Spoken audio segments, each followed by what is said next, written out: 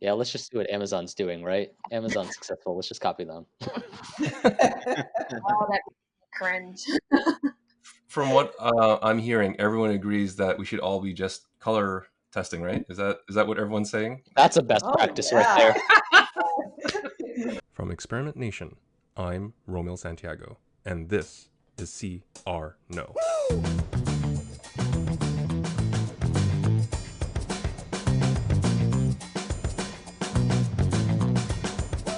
CR No is a series that pulls back the curtain on the conversion rate optimization industry.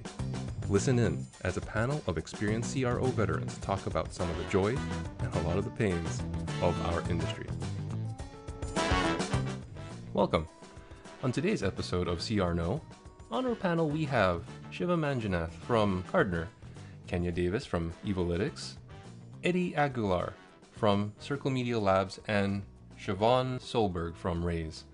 Today, the panel shares its thoughts about quote-unquote best practices and their general thoughts about how the CRO industry is perceived, as well as explore how much they love testing button colors. I may or may not be kidding about that last one. You'll just have to listen to find out. So with that said, I hope you enjoy the episode. So hi, my name is Rommil. I'm from I can't even get the name right, Experimentation. And with me, I have a great group of CROs who are going to talk about a various number of topics. Welcome, and let's go around and introduce ourselves. Let's start with Siobhan. So I'm Siobhan. I'm obsessed with optimizing pretty much everything in my life, from Ironman training to when is the best time to walk my dogs. So I started an optimization agency called Raise CRO. We focus mainly on optimizing customer journeys for e-commerce and SaaS using our expertise in measurement and data, concepts in psychology, and forecasting. Very cool. Iron Man. We might have to come back to that again later. That's very interesting. Let's go on to Eddie. Hi, I'm Eddie. I've been optimizing for basically my whole life, and currently I'm trying to optimize my sleep habit with my newborns. Inconclusive. That's There gonna might be be some low traffic over there. sample size might be questionable. Uh, Oh, welcome, Eddie. And let's move on to Kenya. Hi, I'm Kenya. I'm a senior manager of decision science at Evolytics, and we take data to another level with conversion optimization. So it's very heavy on the stat side. Really exciting when it comes to pairing that up with business process. So that is my niche. Nice. And I think we've spoken before, Shiva, but let's hear from you. Sure, yeah. I'm Shiva. I also share in kind of everyone's mentality of optimizing not only websites, but optimizing their lives. I definitely have like an Airtable not only for my tests, but I have an Airtable for finding apartments, an Airtable for finding the best ways to walk my dog. Man, I just not only optimizing websites, but optimizing my life. And yeah, I'm a program manager at Gartner. I'm seeing a very interesting pattern with everyone. Everyone has a spreadsheet or Airtable, or they're Yep. optimizing things that. Before we jump into the questions, I'm wondering if your friends, family, or significant others kind of look at you funny as you try to optimize every single aspect of your life. Anyone? Dear of God, yes. course. We just bought a house, and I was like, all right, here's 30 years, here's our plan, here's how we get there, here's how we can move faster. If this happens in life, then here's go to this sheet. He's like looking at me like, I'm sorry, but what are we eating for dinner again? I'm like, oh yeah. How do you decide supper? He has this way of flipping it. So I'll say, what do you want to eat? And he's like, what do you think that I want to eat? And I'll say something like, cool, that's what I was thinking. And it's a way of flipping it so that I decide. Because I am very indecisive with food. Oh, wow. I have a meal plan that I figure out on Sundays for the whole week. I shop for it. It's all set. It's like I have my training, my meal plan, my meal times all organized. And my partner is like, can we just do something different today? So a Like, very where's everything? spontaneous group, clearly. Yeah. I'm only spontaneous when it comes to travel. I will be gone tomorrow if there wasn't COVID, and I'll be like, oh, I'm in Venice today. Then I'm spontaneous, and that's it. Not jealous in any way. All right. Okay, so let's start off with a little bit of a softball. It's a topic that I've spoken to Shiva about recently. It's about best practices, and I wanted to hear what your thoughts of best practices were. Are they valuable or are they not to CROs? Let's start with Eddie. Yeah, so my thought around best practices are they're more like these are what kind of tests a lot of companies and a lot of optimizers have run already many times before. And if you're looking to get into optimization, these are certain locations that you can start with. Um, More than just like, oh, if you optimize for these specific areas, you're gonna have an immediate win. That's not always the case because obviously every website is different and every business is different. But it's just like I said, it's more of just giving you a guide of where you can possibly start. So I don't really take best practices like to the extreme. So it's just to help you out to get started. Shiva, I'd like to hear your opinion on what Eddie said. Yeah, I mean, I agree 100% with what Eddie just said. I hate the term because it's just in the verbiage, it's best practice. And if you take best practices, say like I don't know, it's a best practice to I don't know why we keep on going to walk your dog, but it's best practice to walk your dog at like 7 in the morning because of digestive tract. I don't know. Like that's there's this bit of science in that, but that's not always going to be applicable to your dog. And in the same way with websites, it's not always going to apply to you. It may work. You might test it and you might find stats egg and it's great, but it also may not actually work out for you. So kind of to what Eddie said, it's great for prioritization. It's great for you to look at it and say, all right, other people are having success with this. Let's try it out. But don't just do it. Definitely test it. Kenya, I don't know if you have any thoughts related to that too.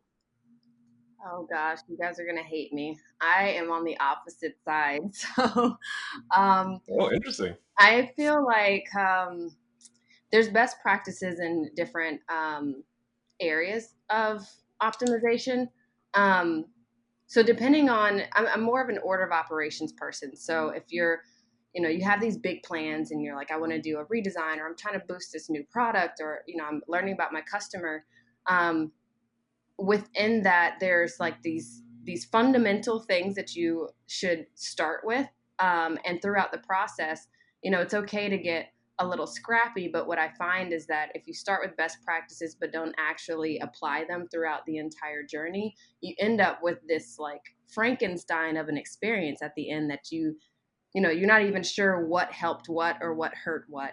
I don't know if someone disagrees, but I'm definitely on the side of, each business should have its own best practices. There's like a general type of thing that we all kind of follow, but I think before you're even beginning, do the research on which business or unit that you're working with, and figure out what is a best practice for you.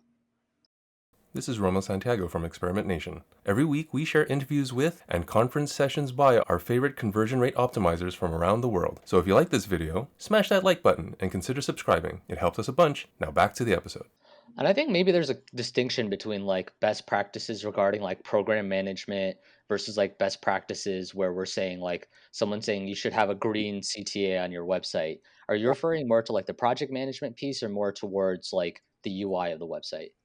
I would say less of the UI side, more of the statistics side, and more of the order of operations in the business. Yeah, Yeah. I completely agree with that. I think for my like spiel, talking more about like people are talking about UI, like oh you should have the CTA on the right hand side of the page, and you should always have a CTA that's like less than 20 characters, stuff like that. Where I think it's more like on the UI front of like design, just taking these best practices and applying them on your website isn't always going to yield success. Yeah, I Yeah, absolutely agree. exactly. No, and I also feel like what Kenya's saying, like there needs to be best practices, implementation, how you're running a test. All of these obviously are required. I don't think anyone's going to argue that, but I also feel that Best practices, yes, they're guidelines, but the truth of the matter is a lot of best practices are based on research. If it is psychology, statistics, whatever it might be. And if it's based on research, then you can look at the research behind the best practice or what triggered that initially and see if it's applicable to your business. So, when we've done eye tracking studies, we know that usually people look at a site a certain way. And so this is part of the reason people say best practices are that you put your value proposition on the top left side of the page. And that is something, though, that's back into some research that was done. So then I feel like that's more acceptable to start from. But obviously something like, oh, the button should be orange, I'm not so sure that's research backed. So I wouldn't go with that one. I know that I tell my clients very clearly from the beginning, it's something I put in every proposal, that if you want to implement best practices, I'm not your person. Because that's exactly how I am. Like, I will look at the research, I will determine what the business needs, and then if a best practice is applicable to them, great. Otherwise, forget it. But for a beginner starting up, people who are bootstrapping and don't have a CRO team, this is sometimes all they have, and it's a great guideline, I think. Then maybe it's the name best practice. It almost feels like it shouldn't be called best practice, or like maybe it should be called common practice, where it's stuff that people have done and do commonly, but it shouldn't be framed as this is what you should do. I agree. Yeah, I think I just hate Yeah. the verbiage of best. Like it implies something. And when you consider like there's a lot of best practices with like project management, program management, there's other things where those are truly best practices. And those are things that have been proven time and time again to work. And you can call those best practices, but I think a lot of times people will call things like UI tweaks best practices. I just think it's a verbiage thing that really annoys me. And agreed. Eddie here, it also depends on like what's your hypothesis in trying to run one of these best practices. Like, why are you running one of these best practices? I'm air quoting, but why are you running this best practices? Like, is it really going to affect you? Like, there's just reasons behind it, and I personally think that it sometimes doesn't end up going the way you thought it would, especially if you're starting, because the hypothesis just wasn't sound. Like, if, like Shiva said earlier, you don't want to just run a test for a button color. That's, you don't know if that's going to affect you or not. So, I love what Eddie's saying there, because it does, he's essentially saying, like, if your hypothesis doesn't call for that kind of a test, then why are you doing it? And isn't that what it's all about anyway? Isn't that best practice, to have a sound hypothesis and then build your test off of that? Yeah, And I think what it's one bad of the things that's sorry, I was just gonna say like hypotheses is just so important to CRO, and it's not like I have an idea. I think it'll look good if we do a green button, or I think it'll look good if we have like I keep on going back to button colors, but like an orange button. Like it's not. That's a test, but you have to take 5 steps back and start with the hypothesis. Start about I think X because Y, and I think that's where a lot of people kind of miss the boat on CRO. They just assume it's like I think this will look good. I think this will work. Well, why? Like challenge it. And that'll help you get to a solid test, a solid execution, and solid test to learn. It sounds like that there's best practices in terms of the process, but not the idea or the hypothesis. Right.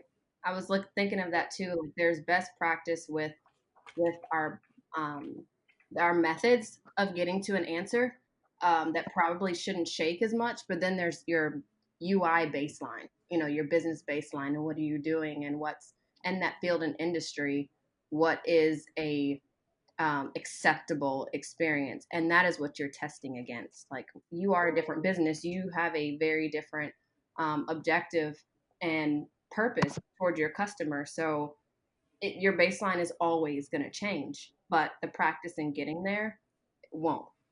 You're going to have a hypothesis, you're going to have your KPIs, but those will change over time. yeah. And they change on a test basis too, right? It's not just thinking about like, I'm going to run this thing and this is what I hope to happen. It's not always conversion rate. There's tests that you run that you're not looking to get conversions. You're just looking to have people spend time on the site and come back. And there's other things where you don't care as much about conversion rate. Maybe you're focused more on AOV. So like it not only changes on a business perspective, but even primary KPIs always change on a test basis too.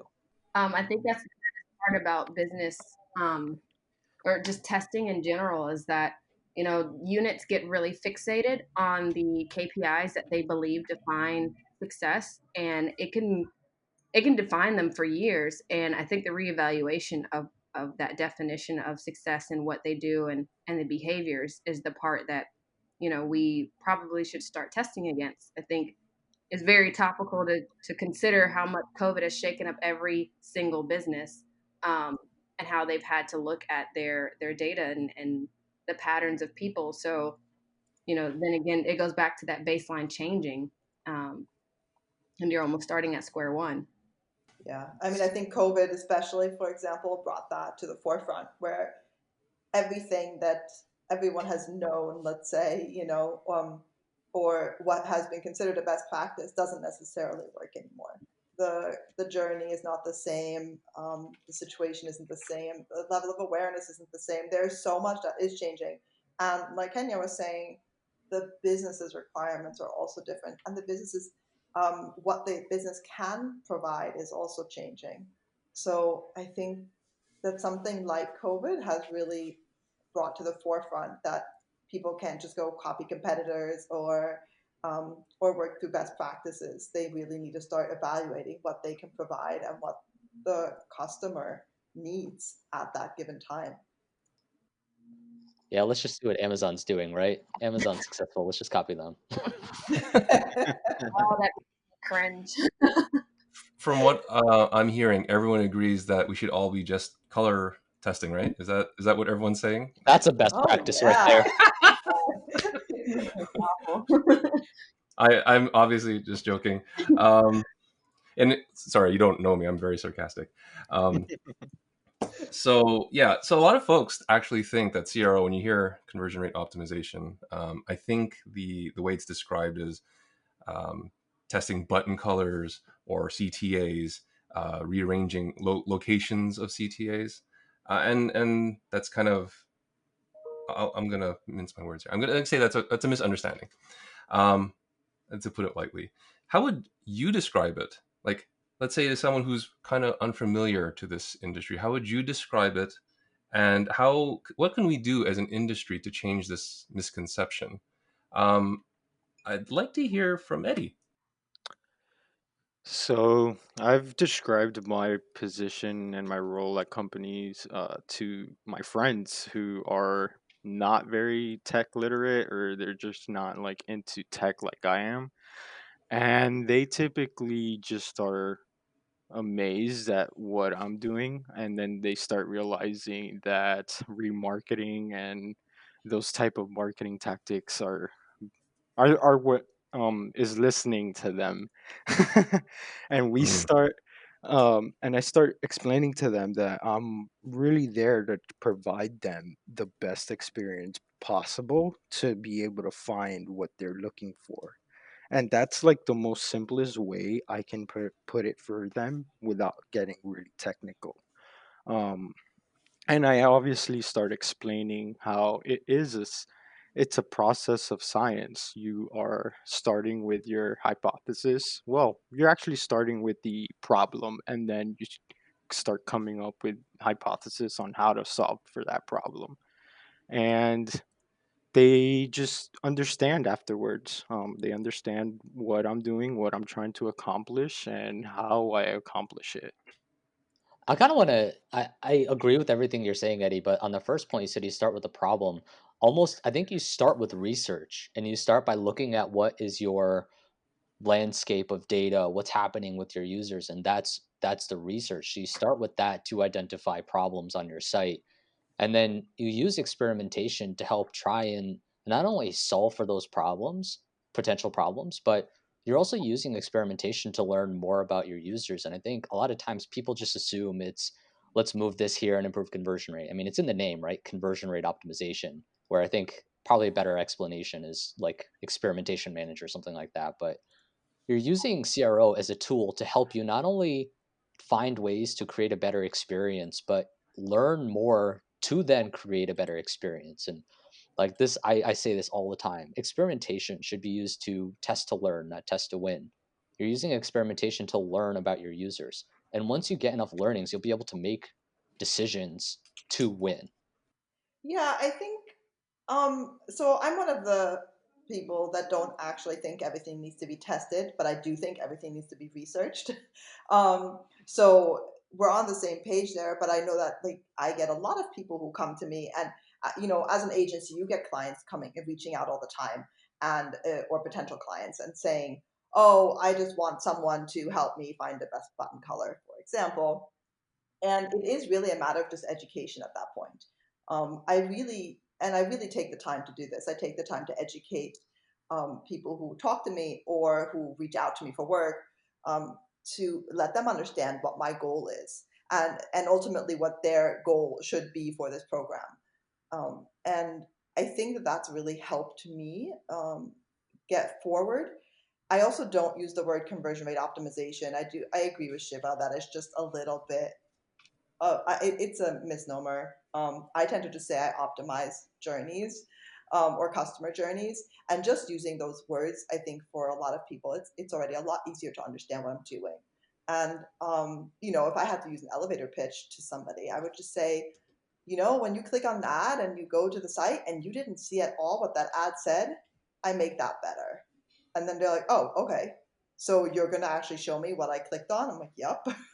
So essentially that's what it is, right? I mean, it's simplifying it, but it's this idea of CRO it's a big hype right now. It's also somewhat still of a newer field. I mean, not that new, but new enough that people don't really know what to expect. And I think a lot of my job as an optimizer is also educating people on what to expect, because there are a lot of CROs out there, or people who call themselves CROs, who really just do that. They do the best practices, the buttons. Hmm. They make these promises that can't necessarily be met. And I think it's our job to define what CRO really is, or what optimization is, to our potential clients, to our friends, to whoever wants to listen. They're And ruining it by for the rest of doing us. that, yeah, exactly. Um, Kenya, I'd like to hear your perspective. Yeah, I think the misconceptions have come from what um, practices have been done by, companies up until now. The data world and the marketing world, the joining of that is, to me, is fairly new. They've always existed, but they haven't coexisted. They haven't relied on one another to come up with these ideas to solve these problems. So the easiest way of digesting what we do is to say that we change button colors. When I, talk to my dad, who is a vet and worked on, um, you know, he was an aircraft mechanic, and to him and his world, everything is very tangible, mechanical, and like order of operations is very straightforward. So when I describe what I do, he finds it very frightening, because I tell him that I manipulate your experience to get you to do something, so that I can know I can predict what you're gonna do. And he's like, are you like a secret agent? It's like, are you in CIA type of thing? I'm like, no, I just use the information that is provided to understand, like, why do you do the things that you do, and how can I give you a better experience? Um, and if that is through a different color or schema, like, sure, that's one thing, but there's so much more that comes with it, and I think it's just a matter of how um, ready a unit is to really go that deep, um, because there's a surface level, and then there's a deeper layer as to what is a good experience. Let's wrap this up with something from Eddie. I think you raised your hand. Yeah, so I wanted to touch on something Siobhan said, and it was around just the term conversion rate optimization. And I've seen a lot of people where they're optimizing just for conversion rate, and that's always like some. And Shiva said it earlier, it's not always the case. You're not always optimizing for conversion rate. There are companies that prefer revenue over conversion rate, or they prefer transactions over conversion rate. While conversion rate is probably like a secondary KPI in these type of experiments, it's one of those terms that it just doesn't really capture the whole essence of what we actually do as optimizers. There's actually something that Shiva said. My head was kind of noodling about it, where he said that the problem comes after the research. Now, I I've been kind of debating this for a while, um, and I think that sometimes it's the opposite, and that's weird, right? It but I, at least in the roles that I've had, it's sometimes it's a situation where sales are down, or something like that, um, and the problem is handed to you, and then you start doing a heck of a lot of research to come up with a more refined problem. So I think either way, it kind of works, but at the end of the day, you are doing research to identify strong problems to I solve. think it's that's a good call out. I guess I didn't mean like it's exactly linear. It could be uh you use research to find a problem, to find the research to find the problem. Like it's Yeah, not one is the first and one is the second. It yeah, yeah. oftentimes it's both at the same time. So It's I kind of think like you're trying to refine it. exactly. Yeah. I Yeah, I always think you're just researching all the time. Like it that's doesn't true too. even like it's part of like the whole process. You're researching from beginning to end. Even when the experiment is done, I always find myself like still questioning, okay, why like why are they doing this? And like if an experiment that I ran wasn't a winner or per se, it didn't come out the way I wanted it to. I'm still researching in the end, why is that happening or how did it happen? So I just personally think like research is a part of the whole process. So it's always there no matter what. Yeah, and I think to that point, like that's why I say like test to learn, not test to win, because if you have to take steps back and frame all your hypotheses in such a way that you're learning within every experiment, like you're not just testing like what's the value of learning with a CTA that's green, right? Pretty minimal versus like what if you put a branded video above the fold and you see that 0.2% of people are clicking on the video? Well, that's something that you could take away, so it's like positioning your hypotheses in such a way that even if you hit a test loser, so to speak, it doesn't win in terms of conversion rate, engagement, whatever. You still learn something that you can iterate off of for the next version of the test. Yeah, but I think it also comes to the point where, I mean, I think, Shiva, you're right. Like, we all learn from a test, or hopefully we're all learning from a test. Um, but at the same time, it's this chicken and egg thing, right? The problem's already there. We're doing the research to discover what the problems are. And ideally, in the ideal world, we're doing research and we realize there is no problem, that the customer is completely happy on the site. That's obviously not the case. But I've seen too often that people make problems. Like, I'm very data driven. I really I need to verify things within the data. I'm not someone who just bases on heuristics or whatever. And I have seen too many people falsely show data to make a problem. And this is where I think the focus on the problem is too much. And this is why I always try to tell my clients, I say, I'm only doing the research to learn how your users are acting, and then how can I improve their experience. I try to take this word problem out of it, because the moment I say you've got problems, number one, they get defensive. Number two is, if they don't have a problem, why do I have to make one? And so yeah, we want to learn from everything we do, from the research, from the ideation, from the development, from and then after the test, what did we learn from the test? Did the test show us any additional um, insights? But at the same time, I try not to focus on this idea of a problem. Unless there's a bug, then I call it a problem. So that's a wrap of our first episode of CR No. I hope you enjoyed the conversation and learned something new today. Some of the things I'm taking away from this are, well, best practices in CRO should only apply to approaches and workflows and not necessarily what you should test. To figure out what you should test, you should really have a strong hypothesis that supports it. The danger in copying others' quote-unquote best practices is that things change. The environment, goals, everything. And the goal of CRO is not to focus on best practices, but rather learning. Learning about your users so that you can make better decisions. So with that said, from Experimentation, I'm Rommil. Until next time.